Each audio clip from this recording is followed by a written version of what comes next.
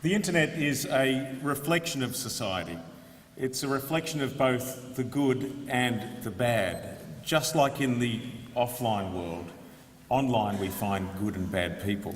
I think what shocks people most on the internet is that amongst all of the good things, amongst the creativity and the trade, amongst all of those things that we hold so dear about the internet, is just how much bad there can be as well. Ask any police officer working child sex crimes whether they're shocked and appalled and possibly even a little bit disheartened about the volume of child sex abuse they see occurring online. Are they disheartened by the huge number of child sex images that a child sex offender can amass online, and the speed with which an offender will hone in on their potential victim for them to carry out their highly illegal sexual fantasies? Real children, real victims, and real danger. Ask any educator if they're now worried about the amount of cyberbullying that their students are partaking in. Real devastation caused by virtual harassment, real crime, real damage. According to credible IT security companies, up to 97% of all of the email that flies through the ether today is spam. Spam telling me that I can find love, spam telling me I can have a larger penis, spam telling me I can also grow breasts, get rich from Nigerian oil, and my favourite, regain my hair. Now, at the end of the debate, I'm asking Kaiser where he goes for his online pharmaceuticals. It seems to me, obviously the internet's doing fine. But look, the internet is a reflection of what we're doing. It's not something over there. It's not something virtual. The internet is us. And the internet is what we do in business. The internet is what we do at home. And indeed, the number one way in which Australians now engage our government is online. Ladies and gentlemen, the debate tonight is whether the internet is some type of virtual utopia that needs to be carved off from the rest of society and sat on a pillar and protected against government and any form of social regulation, or it's a useful tool that we, flawed people, use that requires some form of social control, some form of predictability. I am defending the notion of the Australian government having some role in determining access to very tightly defined segments of information by Australians. But to argue that the Australian government has some role to play does not mean that the Australian government has a large role to play. In fact, I know that my fellow negative side would say that the individual has the largest role in determining what they do online and what they consume. But the government has some role. I should also add that it's improper to imply that because we say the government has some role in determining what we might be able to consume in terms of media, that we are supporters of the current Australian government proposal for clean feed. It would be improper and wrong. In fact, it would be a distortion of what this debate is about. I, for one, am not a supporter. It will not work. But I do believe in the right of governments to help determine some of the ways in which we can consume media. The basis of my argument is that the internet is not a gimmick. We talk about surfing the web like it's some holiday function that we do. The very name surfing implies it's recreational. We need to change that name or the word so that we can talk about the importance of this. Most of us run very important businesses and private lives now using the internet.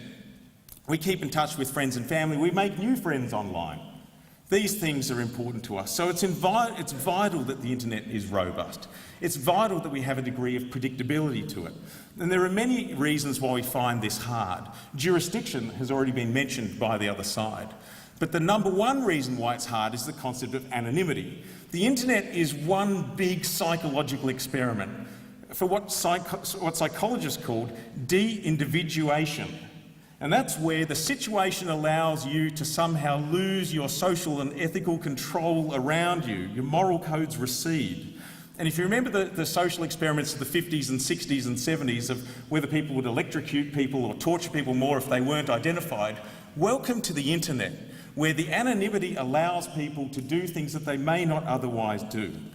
So they don't quite feel that their actions have the same weight online. It's virtual.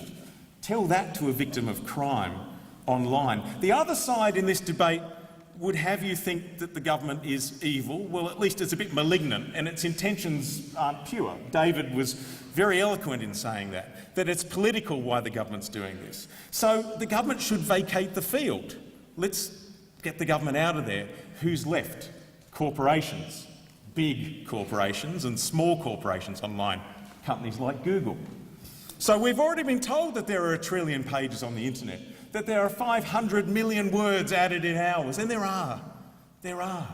Thousands of hours of YouTube will be added while we speak. Fantastic. No human being can sort it out. So the internet is not about whether there is information out there. That's not what the internet's about now.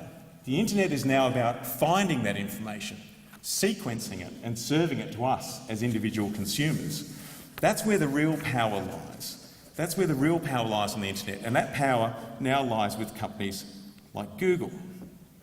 Now, offline, I can't go and borrow books from the local library that portray an old man penetrating a child. I can't go to a local library or to a high street gallery and purchase videos of rape and non-consenting sexual acts.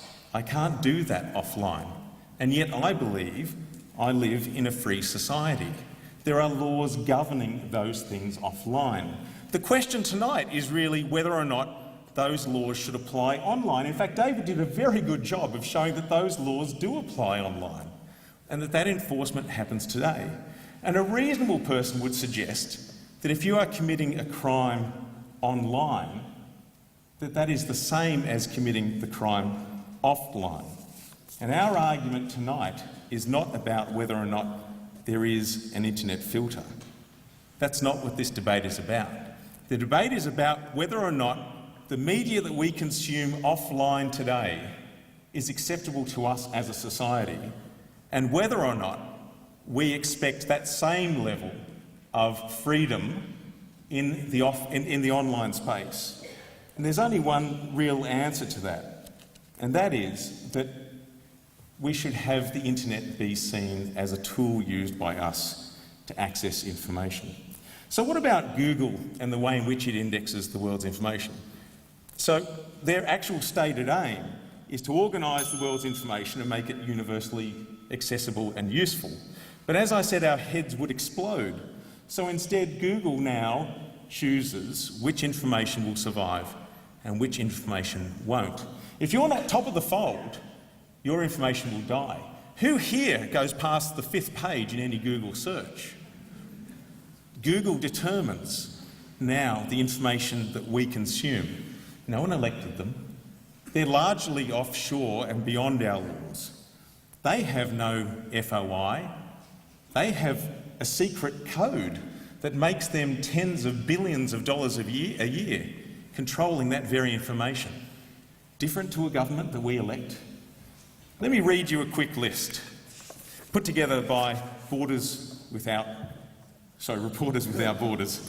Borders Without Borders would be much better. Reporters Without Borders.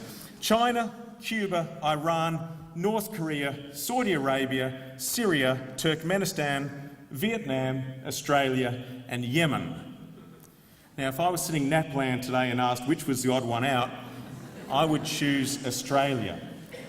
Let's not allow the fact that someone puts us on the list of axis of evil to be treated as if we somehow, Australians that we are somehow the same as those other governments. This debate is about whether or not the Australian government has a role in order to control some of the information we consume.